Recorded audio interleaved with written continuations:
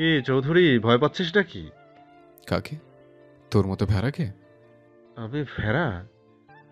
সব মতন পছন্দ হলো না? গাধা কিংবা গর্ত লক্ষণ ইঁদুর বললে খুশি হতে? তা এই ইঁদুরের গর্ত থেকে জীবিত বেঁচে দেখা দেখি।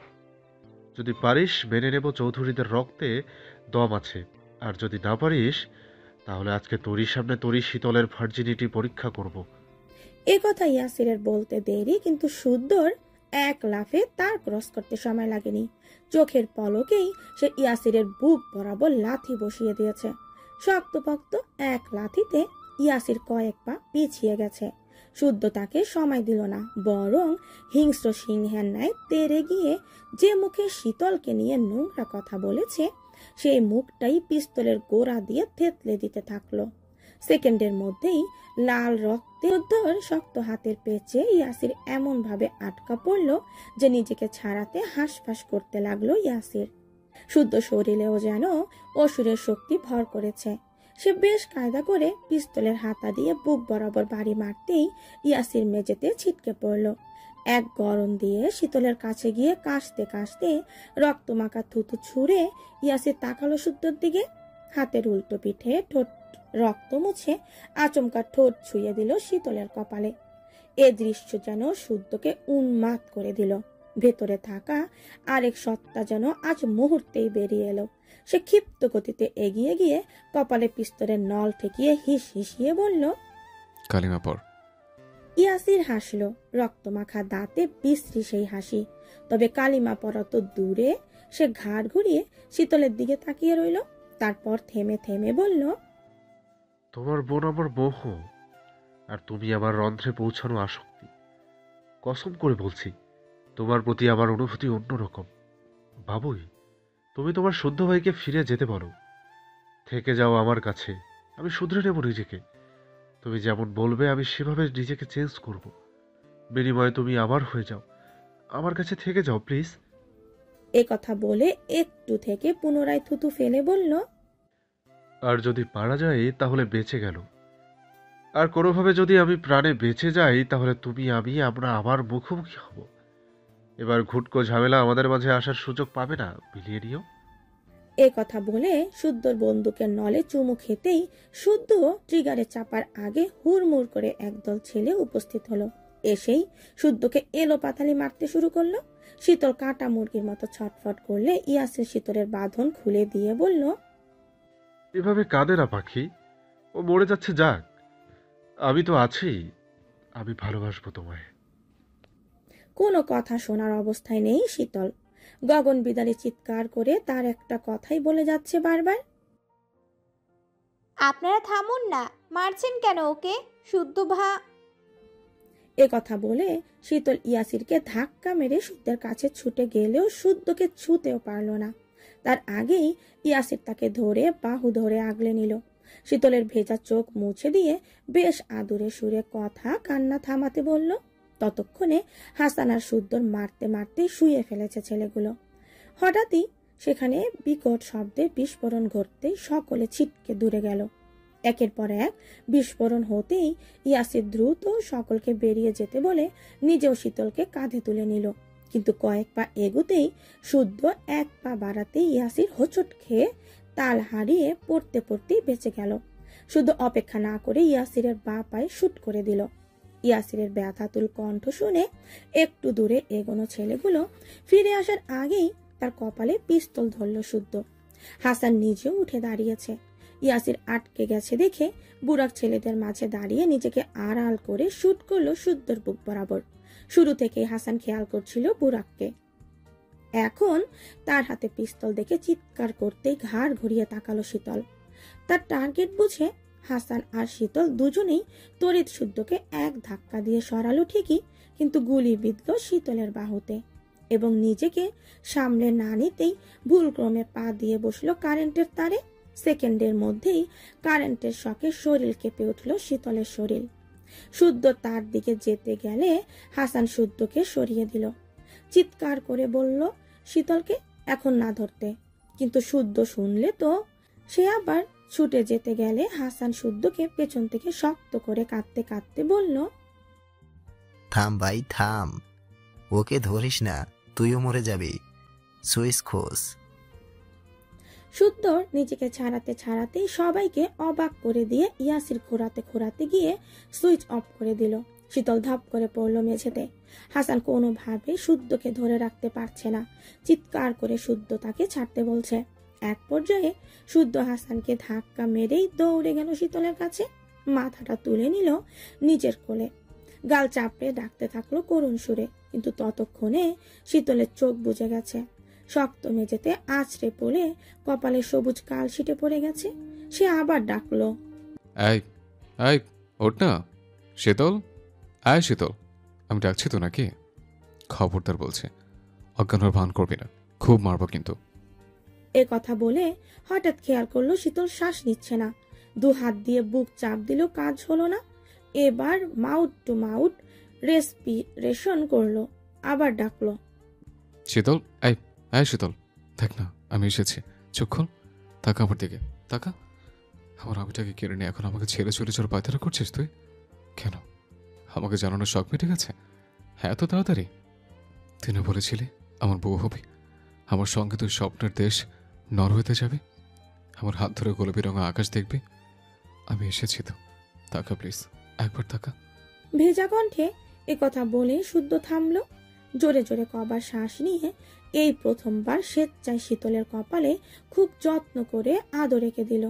এটা করতে গিয়ে তার চোখ দিয়ে ঝরঝর করে কয়েক ফোঁটা অশ্রু ঝরে পড়ল অবচেতন শীতলের গালে। কত যত্ন হাত বুলালো, গল গল করে রক্ত বের হওয়া শীতলের বাহুতে। কাঁপা কাঁপা হাতে সে সেখানে রুমাল বাঁধল। তারপর শীতলকে কোলে তুলে বিড়বিড় করে বলল, তোর মৃত্যু শরীরের ভার বহন করার শক্তি কি আমার আছে বল? নেই তো, একদম নেই। খবরদার মরার পায়তারা করবি না, যদি করিস তবে জেনে রাখ তোর কবরের পাশের কবরটা হবে তোর বিশুদ্ধ পুরুষের। এ কথা বলে টালমাতাল পায়ে শীতলকে নিয়ে এসে বেরিয়ে এলো। হাসান নিজেও বেরিয়ে এলো শুদ্ধর পেছন পেছন। অ্যাঞ্জেলিকা উড়ে এসে বসলো শুদ্ধর কাঁধে, শব্দ করে ডাকতে লাগলো শীতলকে। তার ডাকে সাড়া না দিলে উড়ে গিয়ে বসলো শীতলের পেটের ওপর, হাতে দুটো ঠোকর দিয়ে বোঝালো তাকে একটু আদর করতে। কিন্তু শীতল কি আর সেই অবস্থায় আছে? অতঃপর তারা গাড়িতে ছুটলো আশেপাশের হসপিটালে। বিপদের দিনে নাকি বিপদ না এলে বিপদ বানায় না। ছোটখাটো হসপিটালে যা সন্ধান পেয়েছিল সেখানে নাকি ডক্টর থাকে না, এখনো নেই। নার্সগুলো যেন ভিআইপি কোনো পার্সন। তাদের কিছু বললে গুরুত্ব তো দিলই না, মুখ বাঁকিয়ে ফোন টিপায় মনোযোগ দিল। অন্য সময় হলে এদের সাইজ করে তবেই শুদ্ধ বের হতো, কিন্তু হাতে সময় নেই দেখে হাসান জেট হসপিটালের মাঠে আনার ব্যবস্থা করলো। জেটের চালকও আশেপাশে থাকায় দ্রুত চলে এসে উড়াল দিল ঢাকার পথে।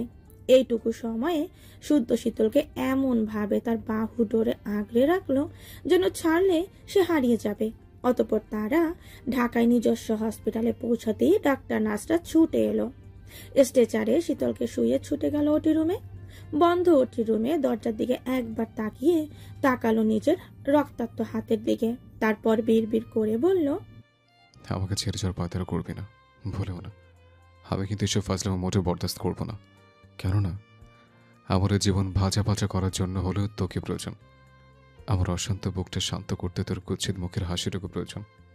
যদি এর বিপরীত কিছুও ঘটে তবে আমি আমার জীবনের মায়া করব না, একটুও করব না।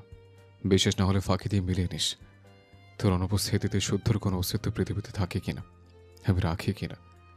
আমি মুখে বলেছি ভালোবাসি না, বাসবো না, তবে ছেড়ে থাকার কথা একবারও বলিনি। বলবোই বা কিভাবে? ছেড়ে থাকতে পারলে তো। শুদ্ধ আব্বা আমার। দোতলার অটো রুমের সামনে দাঁড়ানো শুদ্ধ কারো বিস্ময় ভরা কণ্ঠস্বর শুনে পেছন ফিরে তাকালো। তার থেকে দু হাত দূরে সিতারা সাম্য সৃজনের হাত ধরে চুপটি করে দাঁড়িয়ে আছে। চোখে হতবাক চাহনি। শুদ্ধ এখানে কেন? কখন এসেছে? একা কেন? এসেছেই যখন তাদেরকে জানালো না কেন? একথা চিন্তা করে উনি দ্রুত শুদ্ধর দিকে এগিয়ে গেলেন। পুনরায় জিজ্ঞাসা করার আগেই হাসান এসে কিছু বলতেই শুদ্ধ ওনাকে দাঁড়াতে বলে দ্রুত পায়ে কোথায় যেন চলে গেল। উনি আবার আশেপাশে তাকালে একজন নার্স বলল, ওনার পেশেন্ট তো। বাকি কথা বলার আগেই ওনারাও ডাক পড়তেই উনিও ছুটে চলে গেলেন। সিরাত হতবাক হয়ে তাকিয়ে রইল শুধু। ওনারা খবর পেয়ে সকালবেলা হসপিটালে ছুটে এসে ঐশ্বর্যের ঘটনা জেনেছে। সারা রাত থেকে ঐশ্বর্য নামের মেয়েটার জন্য ছোটাছুটি করছিল তাও জানা গেছে। আর মেয়েটাকে, রুবাব যে মেয়েটার প্রতি কত দুর্বলতা সেই ঘটনাও স্পষ্ট। কাউকেই বাড়তি করে বলার প্রয়োজন পড়েনি। ছেলের বিপদের খবর শুনে রাগ ভুলে কিছুক্ষণ আগে শতরূপা চৌধুরীও ছুটে এসেছেন। এসেই ছেলেকে বুকে ঝাপটে ধরে বলেছেন, সব কিছুর মালিক আল্লাহ, ধৈর্য ধরো আব্বা, ধৈর্যের ফল সুমিষ্টি হয়। রুবাব মায়ের হাত আঁকড়ে ধরে কোনো কথার বলতে পারেনি, অঝরে কেঁদেছে শুধু। তারপর সবাই মিলে ছেলেটাকে কত বোঝালেন। ওনারা এতক্ষণ 3 তলার ওয়েটিং রুমে বসেছিলেন। মেয়েটার একটা ভালো সংবাদ পাওয়ার জন্য অধীর আগ্রহে বসেছিলেন, কিন্তু ঐশ্বর্যকে নিয়ে ডাক্তার কোনো রকম আশার সংবাদ দিতে পারেননি।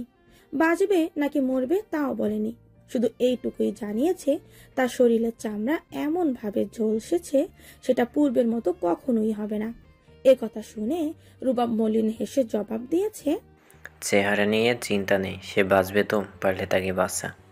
এ কথা শুনে ডাক্তার কিছুক্ষণ ছেলেটার মুখের দিকে তাকিয়ে দীর্ঘশ্বাস চেপে স্থান ত্যাগ করেছেন। ওনারা এসেছিলেন খুব সকালের দিকে, এখন বাজে বেলা 12টা। এত বেলা হয়েছে অথচ কারো গলা দিয়ে পানিটুকু অব্দি নামেনি। সবাই শুকনো মুখে ভালো একটা সংবাদের আশায়।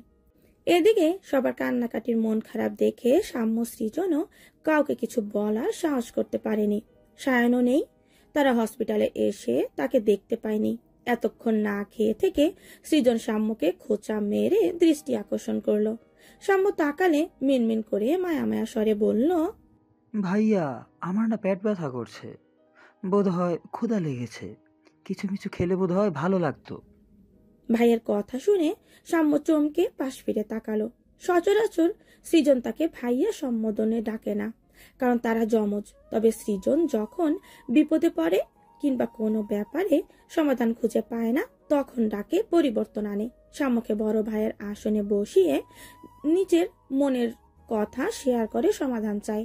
তবে ভাইয়ের ক্ষুধা লাগার কথা শুনে সাম্য সবার দিকে তাকালো। এবার কি হবে? ভাই খেতে চাচ্ছে, খাবার কোথায় পাবে? একটু দূরেই ফিল্টারে পানি খাওয়ার ব্যবস্থা দেখে 1 গ্লাস পানি এনে ভাইকে দিল, কিন্তু পানি খেয়ে ক্ষুধা যেন মাথা চারা দিয়ে উঠল, গা গুলাতে লাগলো। একথা সাম্যকে জানালে সাম্য করুণ চোখে ভাইয়ের দিকে তাকালো, মাথায় হাত বুলিয়ে দিল। সে তো টাকা নিয়ে আসেনি, কিছু টাকা থাকলে দৌড়ে গিয়ে কিছু মিছু এনে ভাইয়াকে দেওয়া যেত।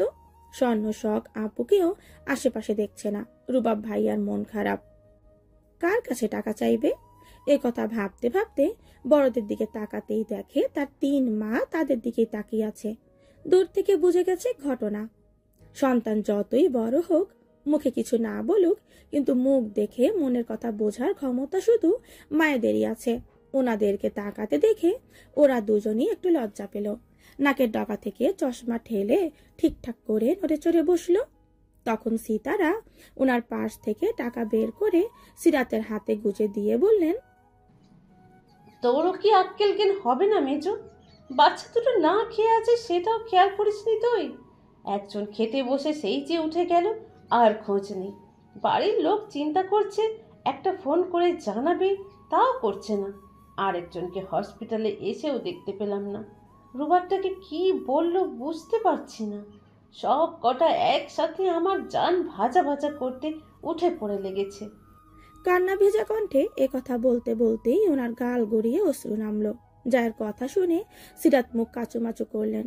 মনে ঠিকই আছে, কিন্তু এই পরিস্থিতিতে কি করবেন বুঝে উঠতে পারছিলেন না। পার্সও আনেননি। এই অবস্থায় টাকা চাইতে নিজের বিবেকে বাঁধছিল। তবে টাকা পেয়ে বসে না থেকে সাম্য সৃজনকে নিয়ে ক্যান্টিনের দিকে চলে গেলেন। বাচ্চা দুটোকে পেট পুরে খাওয়ালেন, শুকনো কিছু খাবার কিনে দিলেন, 2 স্যালাইন কিনে ইনটেক পানি বোতলের ক্যাপ খুলে গুলিয়ে নিয়ে ফিরে এলেন। এইটুকু সময়ের মধ্যেই লিফটের কি সমস্যা হয়েছে কে জানে, তাই ভিড় এড়িয়ে 2 তলা সিঁড়ি পেরিয়ে 3 তলা সিঁড়িতে পা দিতেই পা থমকে দাঁড়িয়ে গেলেন। পরিচয় কাউকে দেখলেন ভেবে এগিয়ে দেখেন পেছনে ঘুরে একটা ছেলে দাঁড়িয়ে আছে। অবাক হলেন তাকে দেখে, তারপর বিস্ময় ঠেলে ডেকেই ফেললেন শুদ্ধকে। পেছনে ঘুরতেই সিরাত এগিয়ে এসে কিছু বলার আগেই তো চলে গেল ছেলেটা। একটু পর শুদ্ধ ফিরে এলে উনি শুদ্ধের মুখে বুকে হাত বুলিয়ে উত্তেজিত কণ্ঠে বলতে লাগলেন, আব্বা, আব্বা রে, কি হয়েছে তোর? কিভাবে এত ব্যথা পেলি? রক্ত কেন তোর শরীরে? শীতল, আমার শীতলটা কোথায়? কোথায় রেখেছিস মেয়েটাকে? শুধু ব্যাকুল স্বরে মেঝো মাকে কথা বলতে দেখে হাত ধরে থামালো। এইটুকু কথা বলতে বলতেই হাঁপিয়ে গেছে, রীতিমতো শ্বাসকষ্ট শুরু হয়ে গেছে। শুধু ওনাকে ধরে পেতে রাখা চেয়ারে বসালো, ওনার হাতে থাকা পানির বোতল থেকে পানি নিয়ে ওনাকেই খাওয়ালো। তারপর স্বাভাবিক হলে শুদ্ধ জানতে চাইলো উনি এখানে কেন। সিরাজ যতটুকু জানে সেটাই শুদ্ধকে জানালো। বাড়ির লোক জানে না শুদ্ধর গোপন ল্যাব সম্পর্কে, তাই লুটপাট হওয়ার ঘটনাও অজানা। রুবাবের পছন্দের মানুষ এইটুকু জানে ওনারা। কিন্তু শুদ্ধ ঠিকই দুয়ে দুয়ে চার মিলিয়ে নিল। সে কয়েকবার ঢোক গিলে বন্ধ ওটির দিকেই নির্বাক দৃষ্টিতে তাকিয়ে রইল। অসহনীয় যন্ত্রণায় জর্জরিত হওয়া বুকটায় যেন নতুন করে কয়েক টন পাথর এসে জমা হলো। চোখের তারায় ভাসল রুবাব আর ঐশ্বর্যের মুখ। এরই মধ্যে সাম্য সৃজন কখন তিনতলায় ছুটে গেছে খেয়াল করেনি তারা। দুজনেই দৌড়ে গিয়ে বাড়ির সবাইকে ডেকে এনেছে। শুদ্ধ হসপিটালে শুনে সবাই এসে তাকে ঘিরে ধরল। সিতারা কাঁদতে কাঁদতে শাড়ির আঁচল দিয়ে যত্ন করে ছেলের মুখ মুছিয়ে দিলেন, কপালে চুমু খেলেন। শুদ্ধর গায়ে রক্ত আর ছোট ছোট আঘাতের চিহ্ন থেকে সকলের নেত্রজোড়া ভিজে উঠল। ছেলেটা কত ব্যথা নিয়ে অনড় হয়ে দাঁড়িয়ে আছে। সিমির একটু দূরে চোখে আঁচড় চেপে ধরে নীরবে কেঁদে যাচ্ছে। শুদ্ধ ঘাড় ঘুরিয়ে দেখলেও কিচ্ছু বলল না। তখন ওটির দরজা খুলে ডক্টর হন্তদন্ত হয়ে বেরিয়ে এলেন। গলা খাকারি দিয়ে শুদ্ধকে বললেন, mister Shoaib, sorry to say, পেশেন্টের ক্রিটিক্যাল কন্ডিশন, কোনোভাবেই হার্টবিট স্বাভাবিক হচ্ছে না। গুলি কারেন্টের শক একসাথে হওয়ায় তার অবস্থা ক্রমাগত খারাপের দিকে যাচ্ছে। বুলেট বের করা হয়েছে, তবে গুলির কারণে শরীর দুর্বল ও রক্তক্ষরণের জন্য অক্সিজেন সরবরাহ কমে যাচ্ছে। বিশেষ করে কারেন্টের শকে ওর অবস্থা আরও শোচনীয় হচ্ছে। এইটুকু বলে ডাক্তার থামলেন। তারপর না চাইলেও অপ্রিয় কথা বলেই ফেললেন, আসলে যা অবস্থা, যখন তখন তার হৃদযন্ত্র থেমে যেতে পারে। প্রস্তুত থেকো ইয়াং ম্যান। এ কথা বলে ডাক্তার নার্সের দিকে তাকালে নার্স কাগজ কলম এগিয়ে দিলেন। শুদ্ধ সেটা হাতে নিয়ে দেখে বন সই দিতে হবে। শুদ্ধ হতবম্ব হয়ে তাকিয়ে রইল ডাক্তারের দিকে। মানে কি সব আবল তাবল বকতে শুরু করেছে এই ডাক্তার। এদিকে ডাক্তারের কথা শুনে সকলে কাঁদতে শুরু করেছে। সিমিন দৌড়ে এসে কিছু একটা বলতে চাইলেন, কিন্তু উনি একটা শব্দ উচ্চারণ করতে পারলেন না। হাউ মাউ করে কেঁদে দিলেন।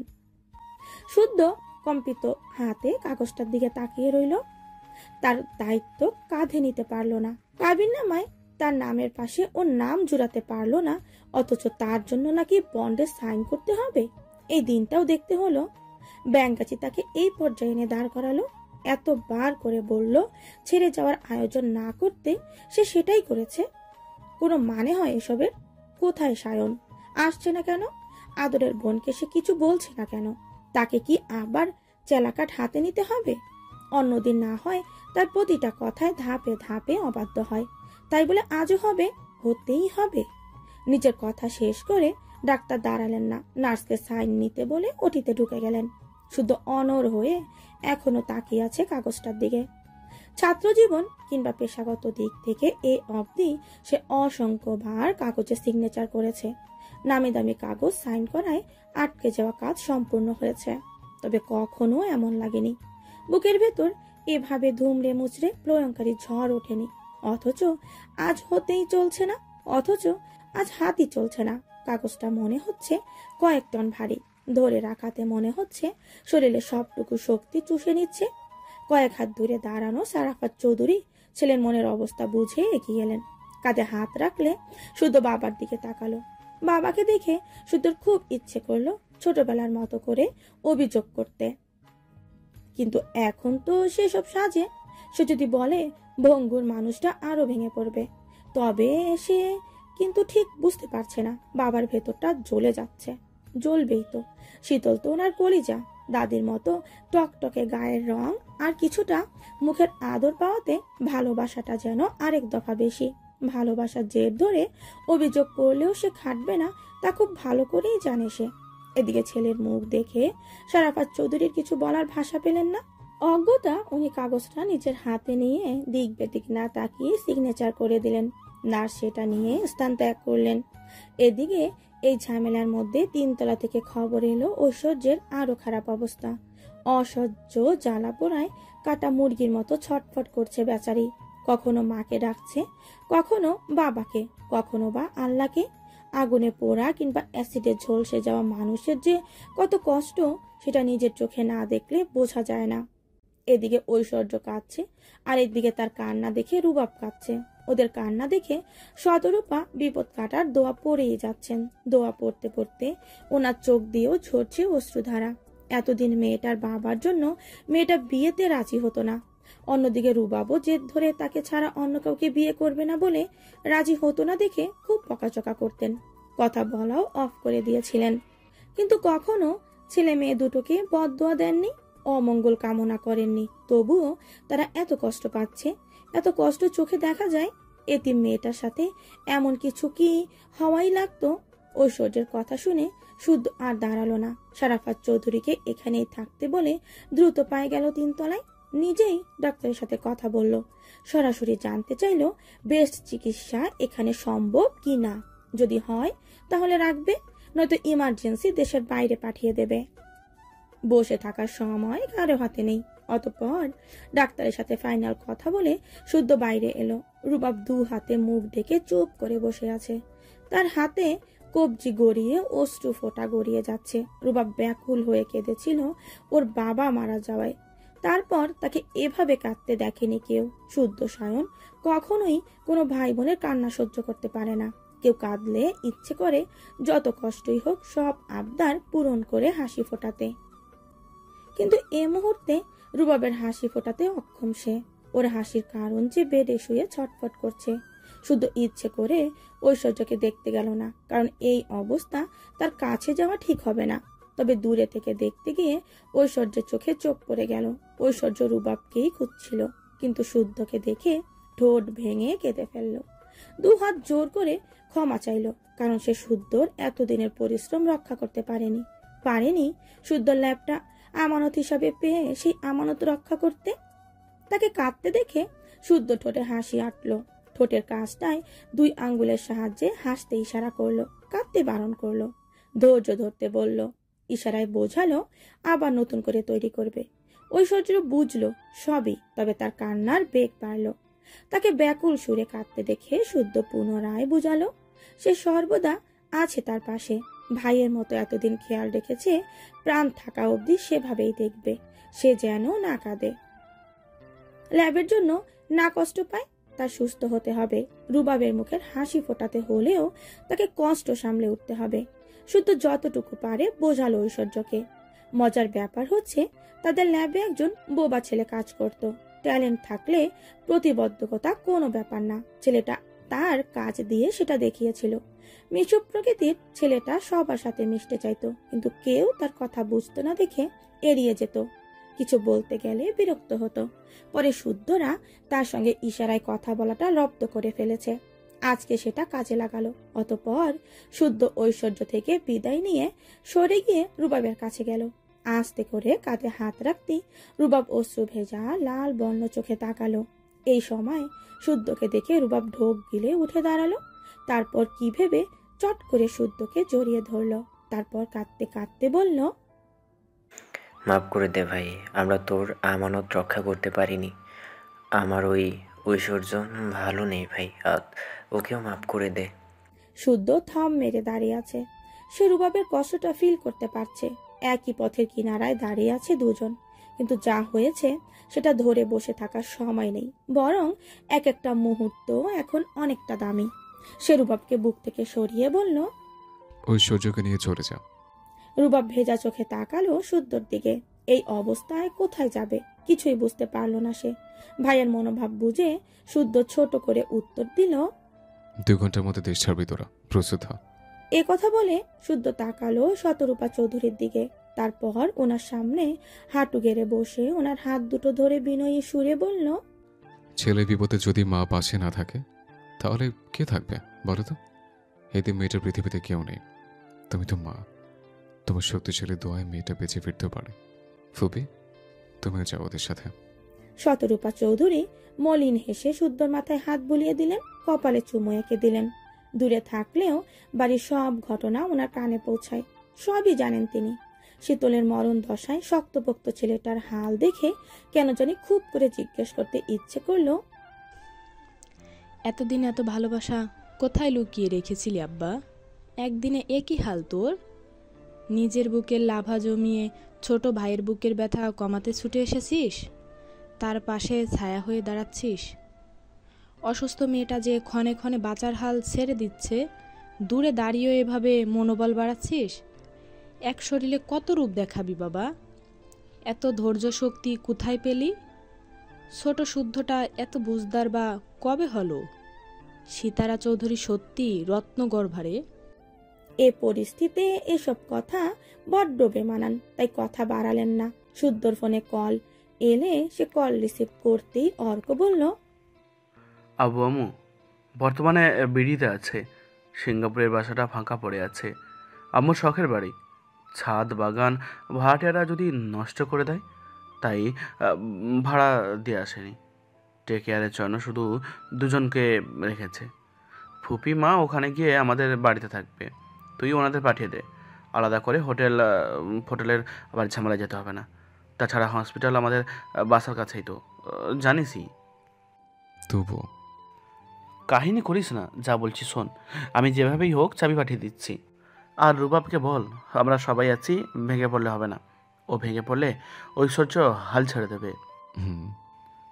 শীতল ভালো নেই, দোয়া করিস। এ কথা বলে শুদ্ধ কল কেটে রুবাবের কাঁধে একবার হাত রেখে দোতলায় চলে গেল। গিয়ে দেখে সায়ন হুলুস্থুল বাঁধিয়ে ফেলেছে, তাকেও থামিয়ে শান্ত করলো। অতঃপর ইমার্জেন্সি ভাবে ঐশ্বর্যকে দেশের বাইরে পাঠানোর বন্দোবস্ত করে ফেললো। সব ঠিকঠাক করতে করতে ঘন্টা দূর পার হয়ে গেল। অতঃপর রুবাব সবার দোয়া নিয়ে পাড়ি জমালো দেশের বাইরে। বাবা, বাবা ঠিক আছে? তুমি হসপিটালে আসতে পারবে? কষ্ট করে হলে এসো না বাবা, প্লিজ। ফোন কলে শুদ্ধর ভেজা কণ্ঠ শুনে সারাফাত চৌধুরী শোয়া থেকে হুড়মুড় করে উঠে বসলেন। কাঁচা ঘুম ভাঙায় চোখে ঝাপসা দেখছেন। নিজেরও শরীরটা ভালো না, তার হাত পা থরথর করে কাঁপছে। এখন রাত 2:30। রাত 11টার দিকে সব পরিবারের সবাই বাড়ি ফিরেছিলেন, তাও শুদ্ধের কথায়। তখন শীতল একটু ভালো ছিল, তাহলে কি আবার খারাপ হয়ে গেছে? শুদ্ধ কাঁদছে কেন এভাবে? অকারণে কাঁদাচ্ছিল তো শুদ্ধ না। বিপদে না পড়লে দুই ছেলের কেউ কখনো এভাবে ডাকে না। সারাফাত চৌধুরী যেভাবে ছিলেন সেভাবে গাড়ির চাবি নিয়ে নামতেই পা সরকে গেল। আসবাবপত্রে ব্যথা পেলেন, সেই ব্যথাকে তোয়াক্কা না করে রুমের বাইরে আসতেই দেখে এখনো কেউ কেউ জেগে আছে। ওনাকে এভাবে আসতে দেখে সিতারা, সিরাত, লিমিন, সাফওয়ান চৌধুরী কিছু বলার আগেই উনি বললেন হসপিটালে যাচ্ছে। এ কথা শুনে সকলে তড়িৎ উঠে দাঁড়ালো। এত রাতে যাচ্ছে মানে আবারও কিছু ঘটেছে। সারাফাত চৌধুরী মানা করলেও কেউ শুনলেন না, বরং শখ স্বর্ণকে ঘুমন্ত সাম্য সৃজনের দিকে খেয়াল রাখতে বলে হসপিটালের উদ্দেশ্যে বেরিয়ে গেলেন। গেটে থাকা দারোয়ানকে আদেশ করে গেলে চোখ কান খোলা রাখতে। শুদ্ধকে কেবিনের বাইরে না দেখে সকলে ধীরে ধীরে কেবিনে ঢুকতেই হতবাক হয়ে গেলেন, কারণ কেবিনে শুধু শুদ্ধই না, মাফিয়া কিং ইয়াসির খানও উপস্থিত। কথা হচ্ছে সে এখানে কেন? প্রচলিত কথায় বলে বিপদেই বন্ধুর নাকি প্রকৃত বন্ধু। প্রকৃত বন্ধুর গায়ে অবশ্য সেই প্রকৃত ট্যাগ লেখা থাকে না, থাকে তার কর্মে, তার বিবেকে, তার ব্যবহারে এবং বন্ধুর প্রতি তার ভালোবাসার ধরনে। প্রতিটা মানুষের জীবনে পালাক্রমে দুটো কালের নিয়ম নির্ধারিত থাকে, সুখকাল কখনো বা দুঃখকাল। সময় নির্ধারিত করে দেয় সেই কালের হিসাব। জীবন সেই কালের ওপর ভর দিয়ে ধীরে ধীরে বয়ে যায় নিজ নিয়মে, নিজ গতিতে। বর্তমানে শুদ্ধ সময়টা বোধহয় দুঃখকালের কবলে, নতুবা একসাথে এত খারাপ সময় তার জীবনে কখনো আসেনি। কখনো এত দিশেহারা বোধ করেনি, এতটা অস্থির হতে দেখেনি। আর তার খারাপ সময়টাতে তার বন্ধুরা অদৃশ্যভাবে আগলে রাখতে উঠে পড়ে লেগেছে। তখন যখনই শুনেছে শুদ্ধ ল্যাবে হামলা হয়েছে তখন থেকে ফুঁসে উঠেছে। এমনিতে তাদের একসাথে দেখে মনে হয় এরা তো হাসি আড্ডাতে সময় কাটায়, এরা কাজ করে কখন? এদের মধ্যে সিরিয়াসনেস নেই, এরা কিভাবে কি আবিষ্কার করবে?